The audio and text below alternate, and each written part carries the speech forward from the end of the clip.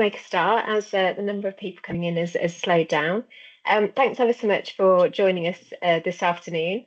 This is the DICE Network webinar to give you an overview of our funding that we have available at the moment. Just a bit of housekeeping, if you wouldn't mind keeping your microphones on mute while people are presenting. The webinar is being recorded. And so if you have colleagues or friends that weren't able to attend today, the link will be available on our website for you to either watch again or distribute. If you don't wish to be included in the recording, please keep your camera off, and the slides will also be shared after the session on our website, as there's quite a lot of detail on the slides. And then there'll also be time for questions at the end of the presentation. So please do add your questions to the chat as we go through the slides, or feel free to come on and ask them at the end. Great, so I assume we are already recording. Oh yeah, can see the recording button lit up, which is great. So my name is Fiona Charnley. I'm a Professor of Circular Innovation at the University of Exeter and leading the DICE Network, Digital Innovation and Circular Economy. So this is the agenda for this afternoon. I'm going to give a brief introduction to the DICE Network, and then also an introduction to the funding that we have available. Georgie Hopkins is also joining us. She is the network manager, and she'll be talking through the detail of our knowledge exchange placements and the feasibility studies, so the funding that's available and the application process.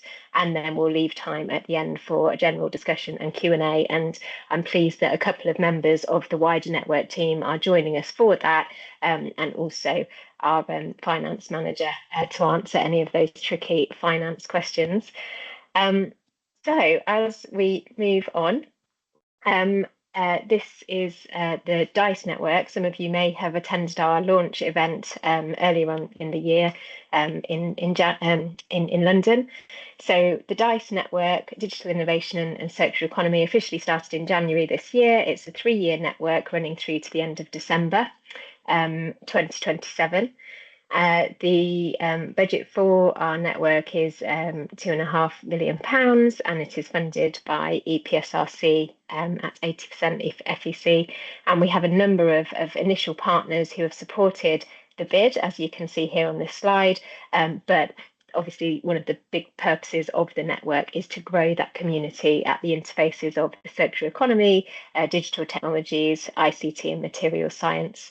And the network involves a number of different universities. It's led by Exeter, but also has close collaboration from the University of Southampton, Queen's University in Belfast, Sheffield, Swansea, Surrey, Nottingham, Salford, and the Open University. So we have brought together academics with lots of different expertise around the areas of circular economy and digital technologies, and to really leverage the power of the digital revolution to drive a circular economy across sectors and value chains. So the network is sector agnostic.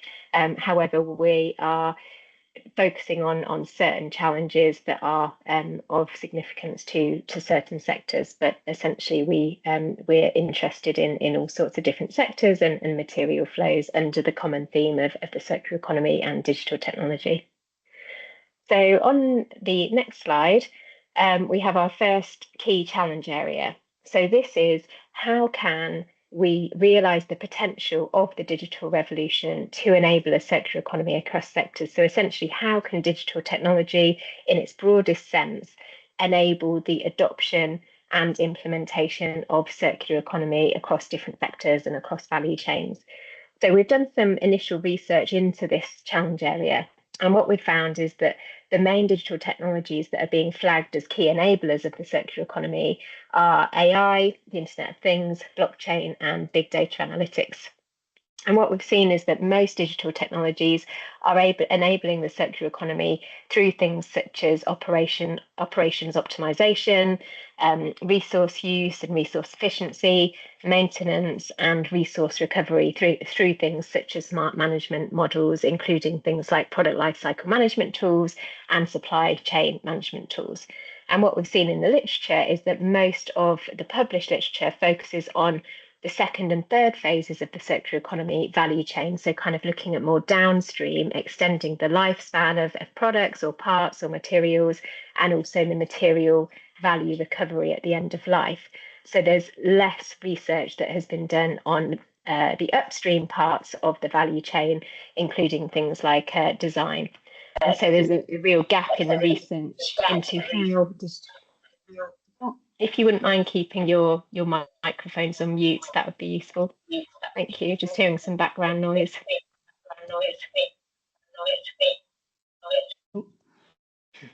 Thank you.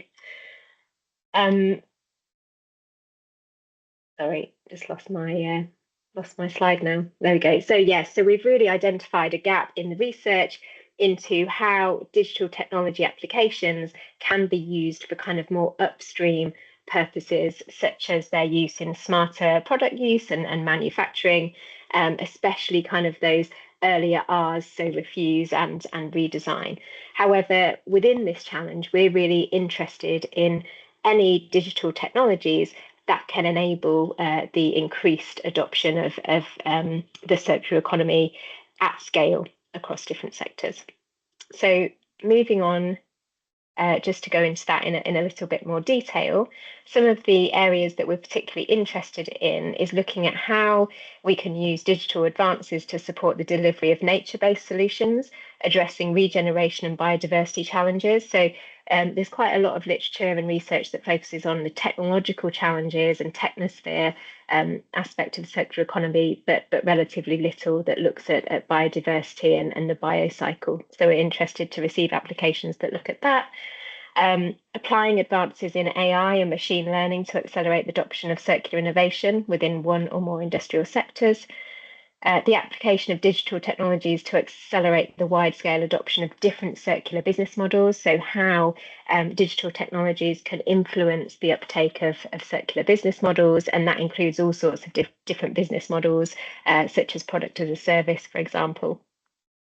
Also interested in exploring the socio-technical aspect of new circular digital system adoption, and also how we can address equality, diversity, and inclusion in the circular digital revolution. So ensuring that our solutions are socially beneficial as well as technically, economically, and environmentally. So this slide is really just to give you some ideas, some inspiration for some of the topics that you might want to consider when you're submitting an application towards our flexible fund. But as I said, we're really interested in the whole challenge area. So it's not limited to just these areas.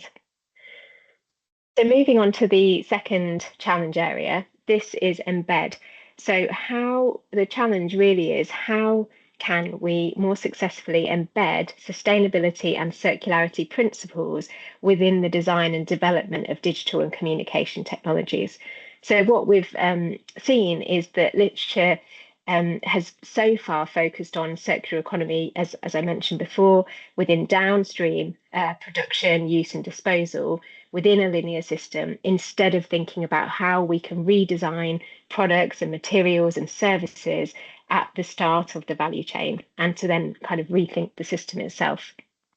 We've found that there's more literature available on how digital technologies can enable the circular economy, although this is quite disjointed and that's prioritization.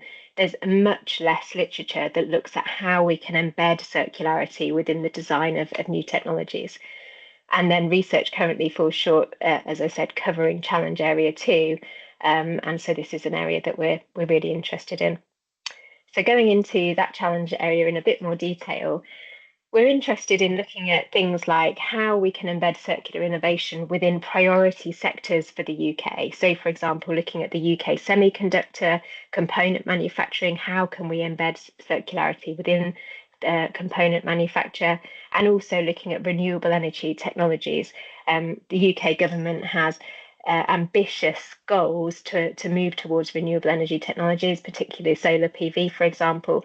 However, at the moment, we're seeing very little consideration of how circularity principles are being embedded within the design of renewable energy technologies to enable their reuse, their maintenance, and their remanufacture, for example. So that might be an area that you want to consider. Also, an area such as circular design and the development of digital communication technologies. So, how can we incorporate more sustainable materials, modular design and architectures, and strategies for product life extension and end of life recovery within the design of technology? Also thinking about the application of circular approaches to digital infrastructure, such as safer energy storage systems, retrofitting the ICT sector, and the potential role of robotics and automation. So, as we see increasing use of AI, what does that mean for the impact that it's potentially having? Also thinking around data centers and the growing need for more energy and data storage, and what does that mean for circularity? How can we embed circularity within the design of those data centers and data infrastructure? So again, these are some examples of projects or areas that we're interested in and you might want to consider. But again, this is not universal. These are just some suggestions of how you might tackle the embed challenge. So moving on, I just want to give you a little bit of detail on the funding that we have available. So on the next slide, we can see that if we can just click on one more, at the moment we have flexible funding around two areas. So first of all, we have funding for knowledge exchange placements. We have a total amount of funding of £50,000 with a maximum fund per project of £5,000. And all of these figures are 80% FEC, which we'll go into in a bit more detail later on. So we hope to fund 10 projects. And the first round deadline for our knowledge exchange placements is on the 8th of September. We also have funding available for feasibility studies. So these are projects that are worth £50,000 or thereabouts. Again, 80% full economic funding cost, and we have enough funding to fund 6 of these projects. And the deadline for applications for feasibility studies is also on the 8th of September. On the next slide, this is kind of really sets our ambition for what we want to achieve with our flexible funding. So the DICE network as a whole is really ambitious, and we really have a desire to create impact and meaningful change across the sector. So the network is very applied in nature and very outcome and impact focused. And we really see our flexible funds as providing a significant opportunity to help achieve that impact. So we really want to use this funding to undertake speculative and potentially high impact research to accelerate innovative solutions that promote the adoption of digitally enabled circular economy. So occasionally when you think of a feasibility study, for example, it might be the seed of an idea that you want to test and you want to grow that would then lead on to further funding to develop the solution further. And feasibility studies are great because they offer the opportunity for funding to explore that concept that you might not normally be able to get funded through a full call or a standard mode proposal. And in particular, we are focused on engaging earlier career researchers. So we're really keen that both the placements and our feasibility studies are either led by or significantly involve early career researchers. And we're really keen to support interdisciplinary collaboration between academia, industry, and policy. So all of our flexible funding requires a partnership between an academic and an industry or policy partner. So we also have a significant EDI focus, and we understand that excellence will only be achieved through recognising the value of every individual. And so we really want to encourage, support and respect ideas from everyone across our community and ensure our inclusive activities are representative of the diverse community that we represent across the circular economy and digital technologies. So our ambition really is to embed these values across our activities and to support a diverse cohort of participants. So we therefore welcome applications from a diverse and group of people and those underrepresented groups. So as an example of how we're embedding this, the assessment panel composition will be considered with the aim of maintaining ED&I, with panel members encouraged to undertake equality and diversity training prior to appointment. The application process itself has been designed to minimise any potential impact of bias in decision making. We'll go into that in a bit more detail shortly. And the application form includes an ED&I element of the application. And so you're very welcome at any stage to discuss any specific requirements that will enable your more inclusive participation by contacting us directly. And on the next slide, we're also committed to responsible innovation. And this is a process that's championed by EPSRC that takes the wider impacts of research and innovation into account. So this really aims to ensure that unintended negative impacts of our research and of the solutions we're developing are avoided, and we're decreasing barriers to dissemination and adoption of our research outputs. So we're really keen to ensure that our funding holds the values of responsible innovation in mind. And in this case, we expect researchers involved in the funded feasibility studies to engage in the responsible innovation framework, which is underpinned by anticipate, reflect, and engage on the wider ethical and societal impacts. And further information about responsible innovation can be accessed through the UKRI website, which is linked to here. So moving on, we expect our flexible funded awardees to form a core part of the DICE network and community. So I've been involved in many different networks over my career, and the flexible funding is a fantastic way to broaden out that community engagement, and particularly for earlier career researchers to join a community and benefit from engagement with a really diverse group of people. So the successful applicants of our funding will be expected to participate in DICE network events and will also be required to present their project updates in person at the network's annual conference. So on the next slide, moving on to eligibility to apply for our funding. So funding is available to higher education institutions, research council institutes and independent research organisations in the UK that are normally eligible for UKRI funding. So the full guidelines can be found through this link, but essentially if you are eligible to apply for UKRI funding, then you are eligible to apply for our funding as well. So we're following very much the standard UKRI eligibility rules for funding. Subcontracting of partners is allowed.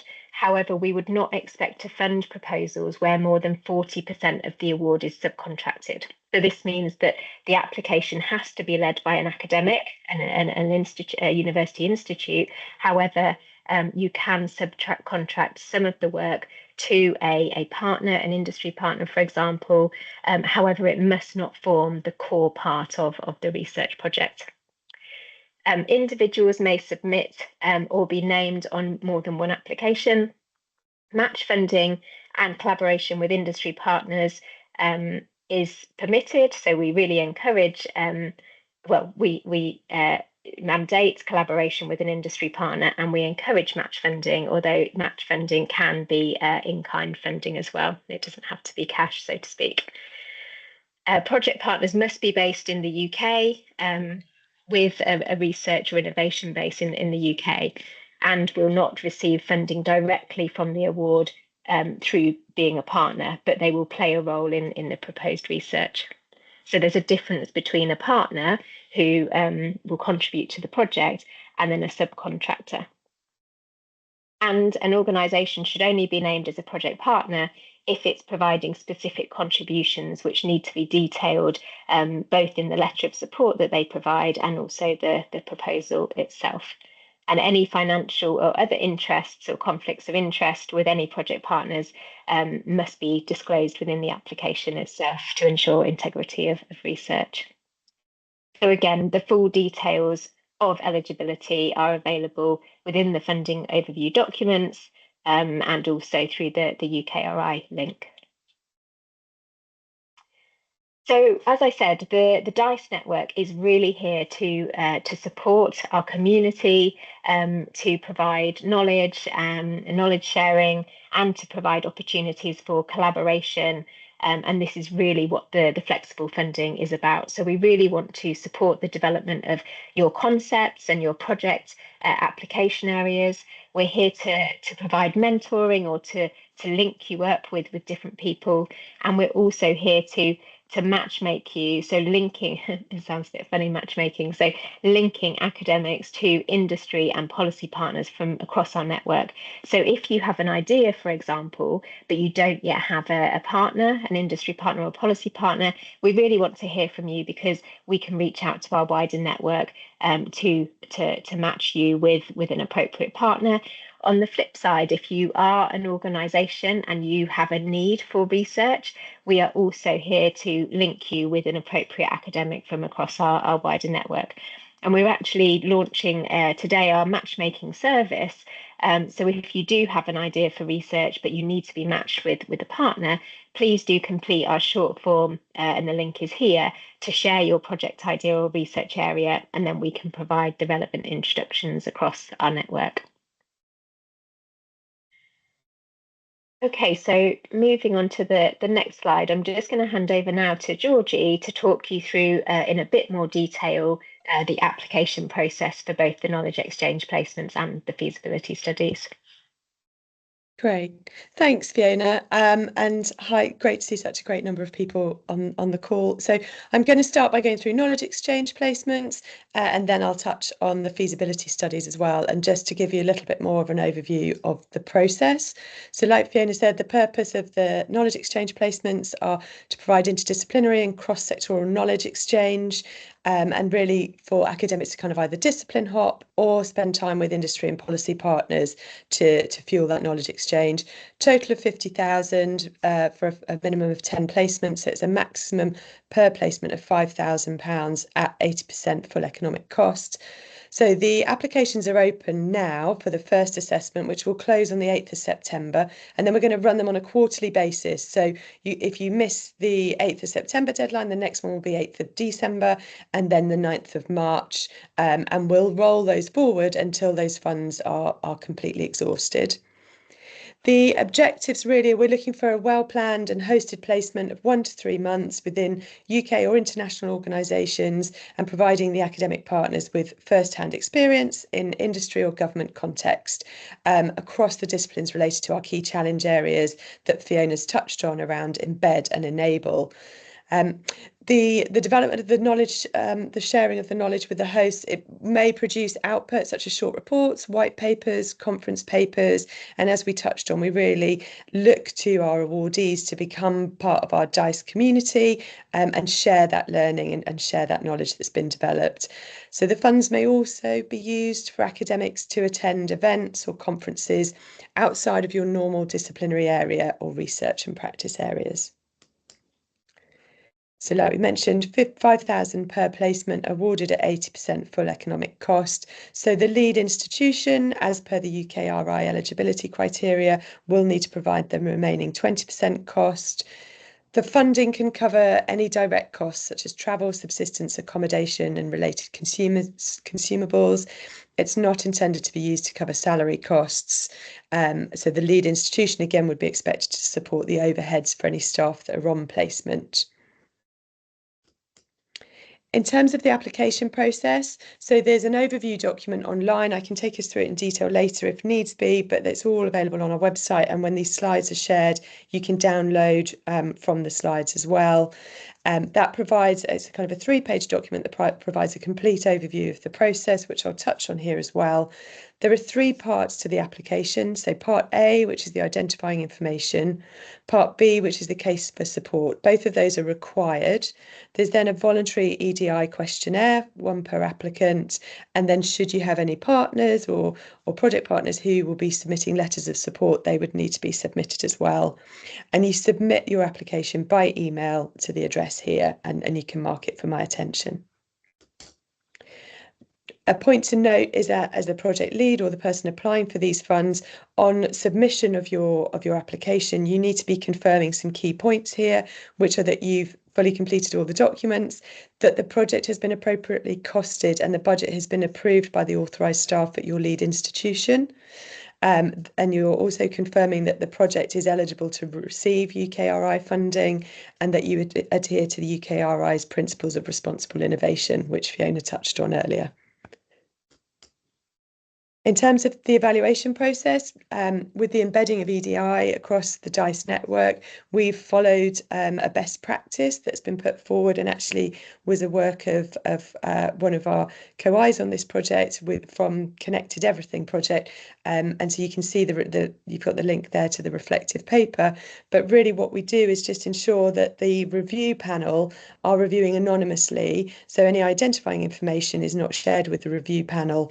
And then we also go to a second phase where after the initial review, and you have two people reviewing each application, we then have a meeting where we're working through against the criteria how each applicant has scored against the criteria, and that's when the final awards will be made from that. So it's a two-stage process, and it's predominantly an anonymized process as well to try and remove that risk of any unconscious bias.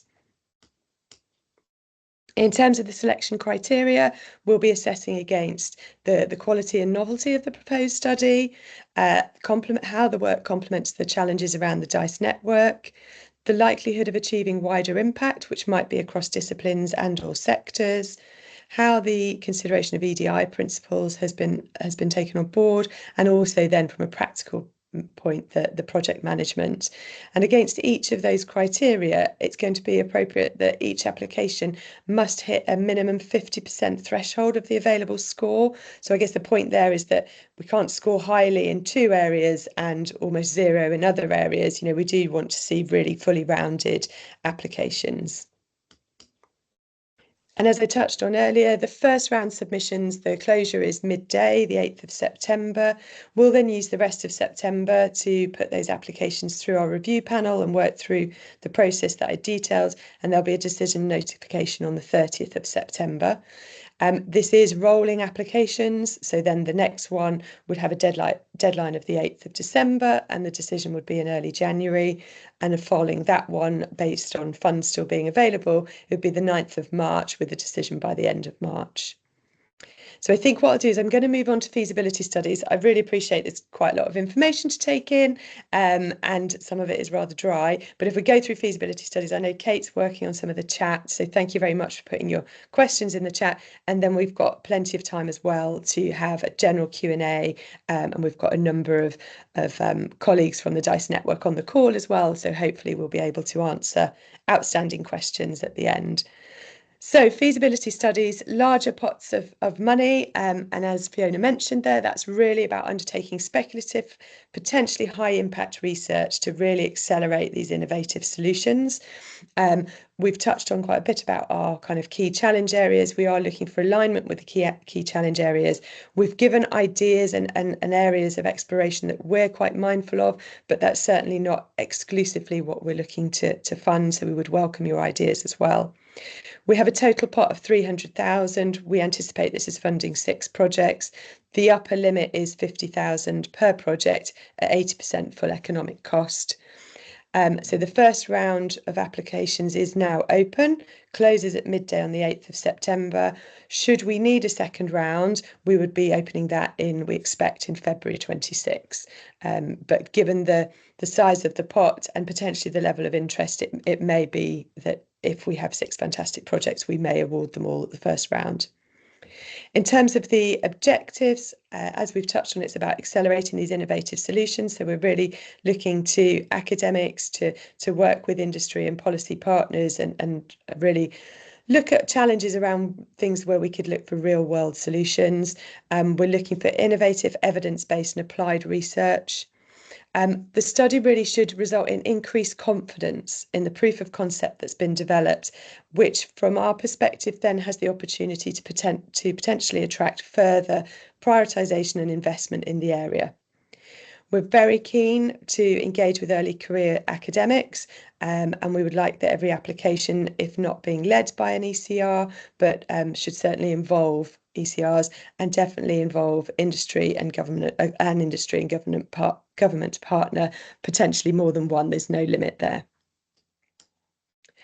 As we've mentioned on the funds, 50,000 per project at 80% full economic cost. Similarly, similar terms here, so slightly repetitive, but similar here to the knowledge exchange placements. The lead institution must be willing to provide the remaining 20% of the full economic costs. The funds can cover both directly incurred and directly allocated costs. So that covers investigator time, travel, subsistence, appropriate to the delivery of the project, along with consumables. We're anticipating that each individual project will last between 6 and 9 months from the date of award. If you feel strongly to the contrary of that, then we'd welcome a conversation if there's something that needs to work much faster or might take longer. And certainly applications where a portion of the project cost might be met by industry funding are also very welcome. In terms of the application process, again, all the documents are available on our website, and they're downloadable from these slides that we'll share afterwards. Very similar to the knowledge exchange placement, there are 2 forms, Part A and Part B, that are both required, one with identifying information, one with the case for support. There's then an EDI questionnaire, which we would ask to be submitted, 1 per applicant. That's entirely voluntary, and that's with regards to us being able to monitor at a high level the allocation of our funds and our EDI principles there. And then if you have project partners, we'll require letters of support from them as well. Just to really flag this, because I think it's quite an important point, because the burden does sit with you if you're applying for the funding, that as project lead, when you apply for the funding, you will be confirming that you've completed the required documents, that the project has been appropriately costed and the budget has been approved by authorised staff at your lead institution, that you are eligible to receive UKRI funding, and that the project adheres to the principles of responsible innovation. Again, the evaluation process here is we're following this best practice, promoting EDI and research and funding. So we have those 3 forms, but Part A and Part B being required, and they will then be split by myself. And so the first panel reviews, there'll be 2 reviewers per project, and that will be anonymous, so they won't have the identifying information. I think someone's just taking control of my presentation. Then we will collate. I'm just going to share my slides again, just 1 moment.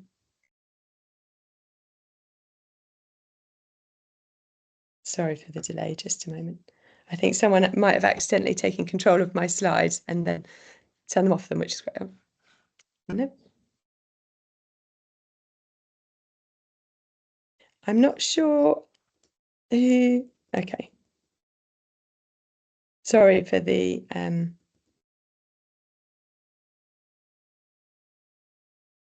not sure who's got control of the slides, but that's causing a tiny weeny problem for me. Do you want me to do them, Georgie? Should I put them up? Here we go. I think I've got them up now. Great.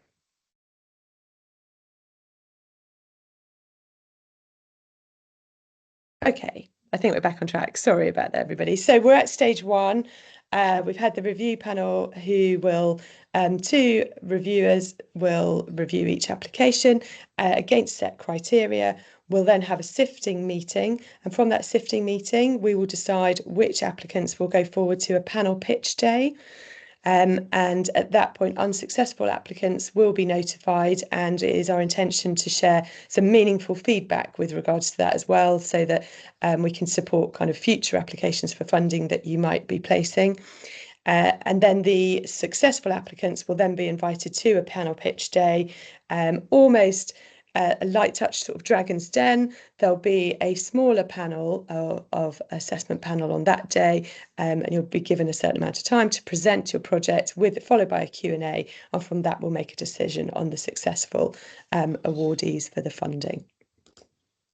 Similar to the knowledge exchange placements, these are the criteria that we'll be assessing each of the applications on. So very much looking at that quality and novelty, very much looking at how the work is complementing the challenges of the DICE network, that focus on achieving wider impact, considerations of EDI principles, and then from a practical point, the project management. And in terms of timeline, these are quite important dates within here. So we know the cut-off for applications is the 8th of September at midday. We'll then be working through the panel reviews from the 9th to the 29th, getting that shortlist notification on the 30th of September. And then the panel pitch day for those successful applicants that go forward to that stage, that will be held on the 14th of October. So it may be worth penciling that date in your diary at this point, because it is just held on one day. And then the award notification will be 7 days after that. We anticipate that feasibility studies will be starting at the beginning of January, allowing some time there for the natural kind of contracting process.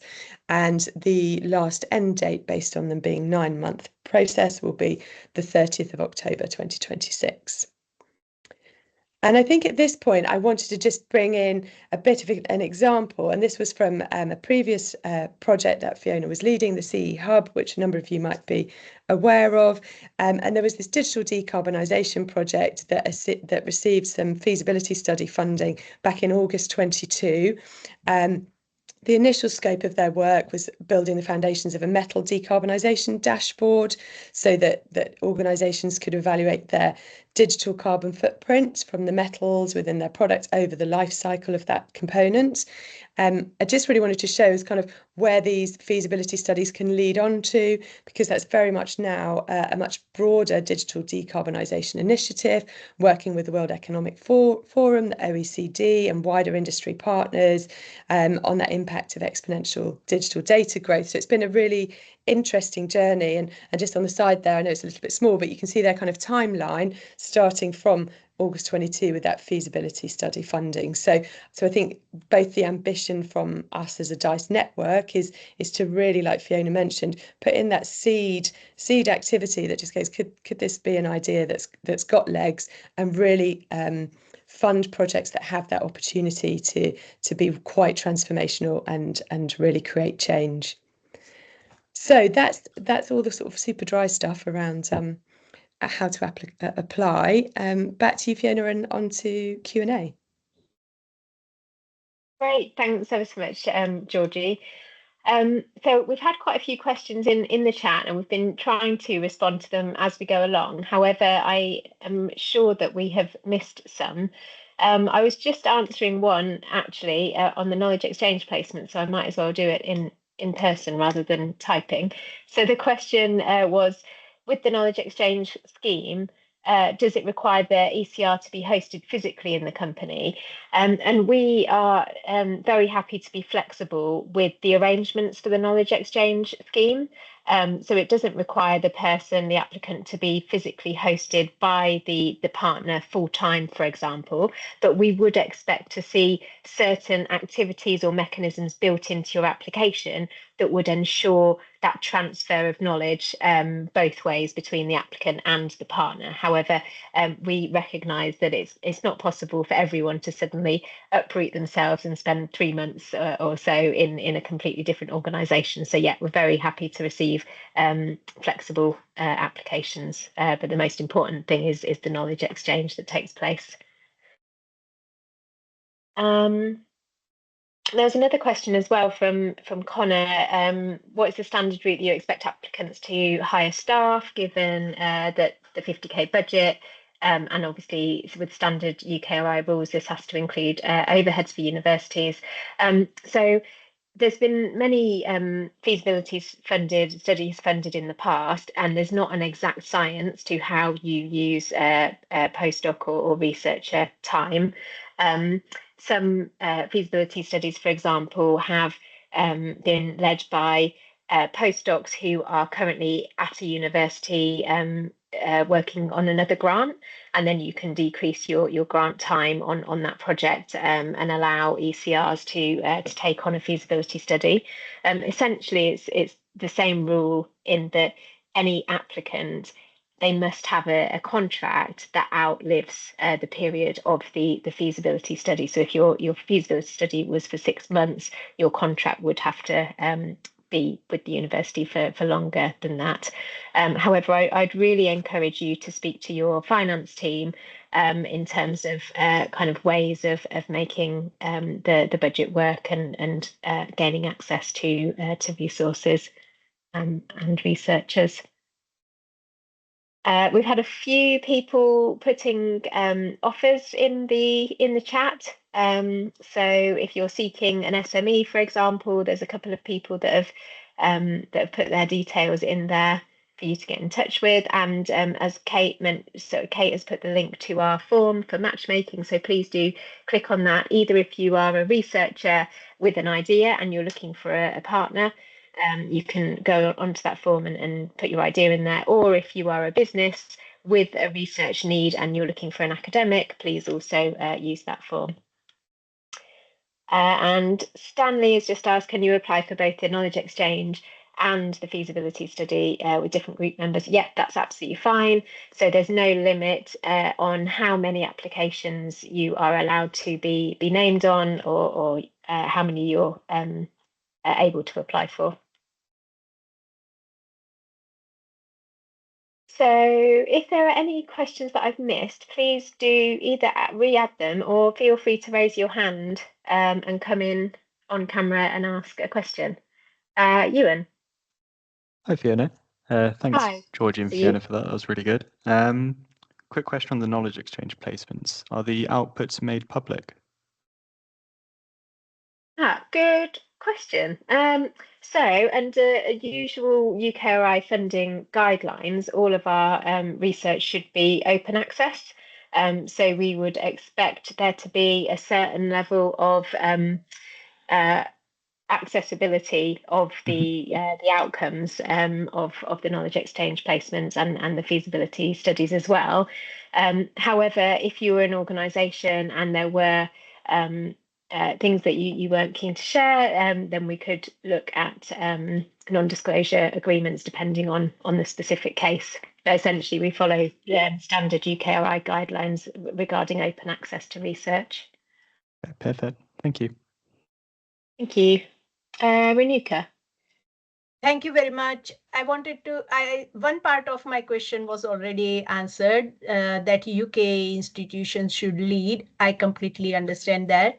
However, my question was that if UK is intending, I mean, if I am working in the Global South, then the impact or the funding will mainly be diverted towards having any feasible study in Global South country, maybe, then is that okay, or should the money or the investment of the research and other things should be just in UK?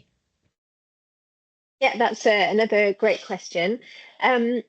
Because this is UKRI funding, essentially, and UK government funding, we would expect some of the benefits from the research to be benefiting the UK. However, that doesn't mean that you can't certainly partner with international partners. International partners might benefit from the research, but we'd want to see kind of a mutually beneficial arrangement so that the UK, so that we as a community can certainly learn from the research that's being undertaken. And that might be that we're working with a community in the Global South, for example, but that could lead to other projects that also work with partners in the Global South. Sure. I am thinking of, say, for example, carbon emission project in nature-based solutions. Then, of course, it will be beneficial to UK to understand the carbon sink or carbon mobility, how it can be mobilized by the nature-based solutions. So that is what I was thinking about. Yeah, certainly. I obviously don't know the details, but it sounds like that would be in scope. And obviously, a lot of the value chains that we're working with on the DICE network are global value chains. So the impacts are going to be felt globally, just not just in the UK. Okay, thank you very much. Thank you. A question, which the feasibility study, and I think someone, Georgie's just answered that. So yeah, would the feasibility study need to partner with another university, or only one industry partner is fine? Yeah, that's absolutely fine. You can partner with other academic institutions, but you don't have to. So it could be a single academic institution working with an industry partner or multiple partners.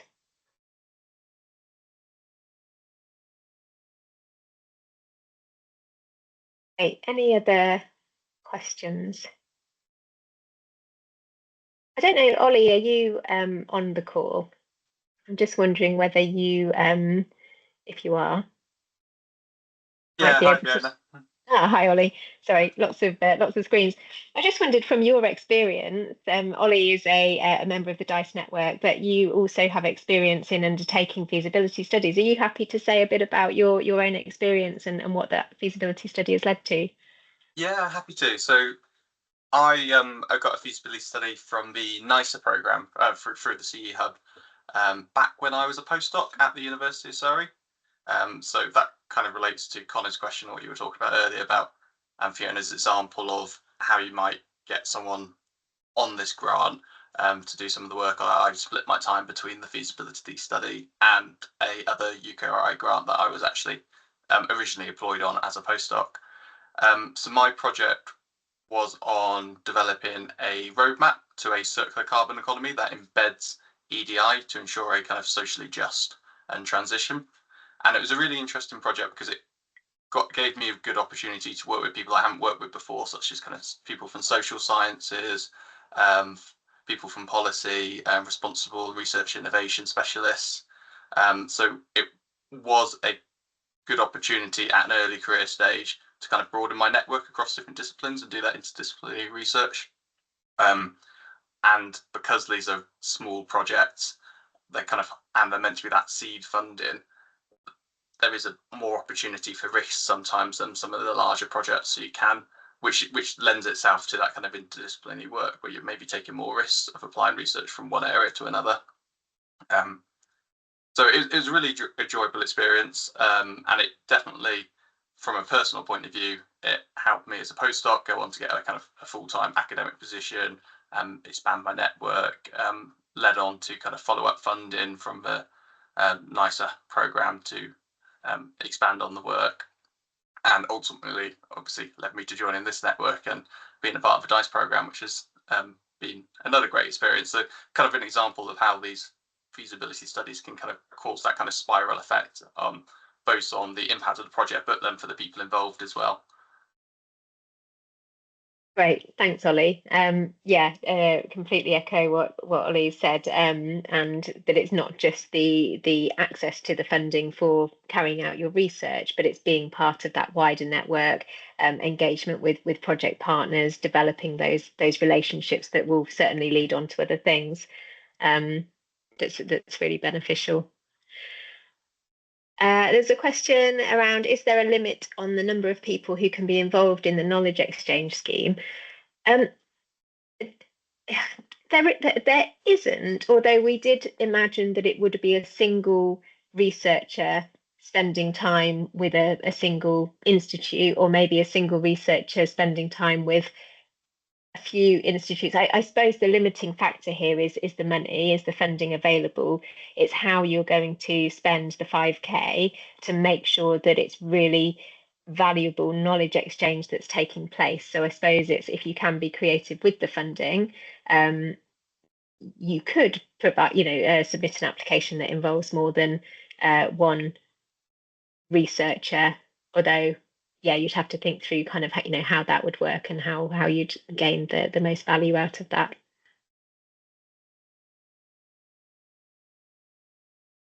Go Georgie. Well, no, I was just thinking, I wasn't sure if it's useful just to mention that we've tried to keep the application process just as simple as possible as well. So if it's helpful, I can just share the slides, the screens really quickly, just to show they're really quite short forms. And if anyone, I'll just maybe just show the feasibility study ones. Yeah, that would be useful. So you'll find on the website you can download this document, which it's just 8 pages, has all the key information in it, but also on our website, the application forms that you can download. So this was the part A that I mentioned, the identifying information. And again, we've just really tried to keep it really accessible and not overly arduous. I guess for us, more about you spending time thinking about the project that you want to run. And then here, part B, which is the full detail, the sort of case for support. And we've put in some word count max again, just to help you be concise with what you're thinking about, but also to try and keep it as straightforward as possible. Just thinking about the aims and the objectives, the impacts and benefits, what the novelty is, your EDI considerations, and then that kind of project plan and deliverables, and relatively straightforward funding costings as well. So hopefully that the forms for the knowledge exchange placements are also slightly shorter again. And then there's the EDI questionnaire, which again is not arduous, it's voluntary, this questionnaire. So if you're happy to submit it, that would be super helpful for our recording, for our purposes on that. But if at any point you're putting an application in and you have any challenges around the application form, please, like Fiona mentioned, we're here to support, so you can reach out. We've got our email address, just get in touch and we'll respond as quickly as we can.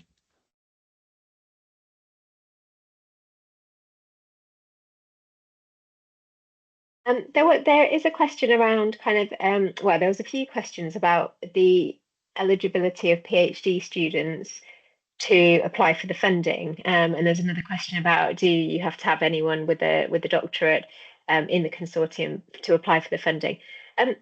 Vivian, I wondered if I could bring you in here.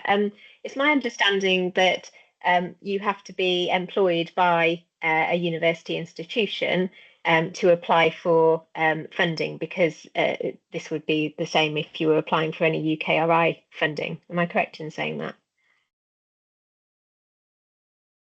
Hi, sorry, are you asking about the staff? Yes, just asking whether a PhD student, so someone that's currently undertaking their doctorate, would be eligible to apply. Sorry, I have no idea about this one. I will find it out for you.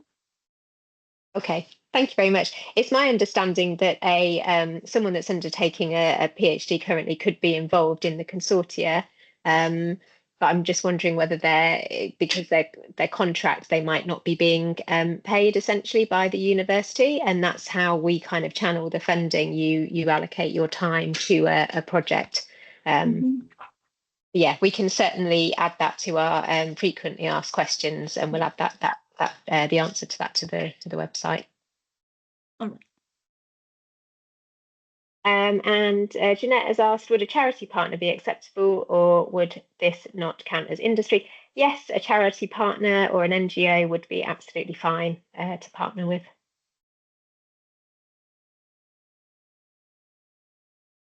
Okay, so gonna sort of just do a last call for any questions before we finish. Ollie's got a comment. Yeah, just to jump. Yeah, a comment actually. But to jump in on the PhD one, I don't know if this would still be eligible, but for my feasibility study, we did cost in a research assistant. So this would be someone doing a PhD project without their doctorate yet, but was funded to work on this separately. So within PhDs at the University of Nottingham anyway, you can work, I think it's up to 20 hours per week on a separate piece of work alongside your PhD. Obviously, you need to be carefully considerate if you're there to supervise what impact that might have on their PhD. But that is sometimes a way to get someone's time involved to work on these projects within, if it's a 9-month, 12-month project, you can't afford to post a PDRA full time. That's another route to consider. Yeah, brilliant. Really good point, Ollie. Thank you. Okay, so I think that brings us kind of to an end. If you do have any other questions after today, please do get in touch with us through the DICE Network email address, which is currently on your screen. As we mentioned, we do have a matchmaking form. So it's a short form that you can use to share your project idea or research area, either if you are a researcher or if you are a business looking for a researcher, and then we will look at those forms and provide introductions to the wider network over the coming week. The deadline, just to remind you, for completed applications for both the knowledge exchange placements and the feasibility studies is midday on Monday, the 8th of September. If you do have any specific requirements that will enable your participation, please do get in touch with us, because as I said, we have a strong commitment to equality, diversity and inclusion, and we really want to make this opportunity as accessible as possible. And any other questions, please do get in touch. As we said, this webinar has been recorded and will be available on our website, as will the slides, which contain the links to all of the different documents that we have referenced throughout this afternoon. So thank you all very much for your participation. I don't think there are any more questions, so I'm going to bring us to a close, and we really look forward to engaging with you further and receiving your applications by the 8th of September. So thank you very much. Brilliant. Thanks, everybody.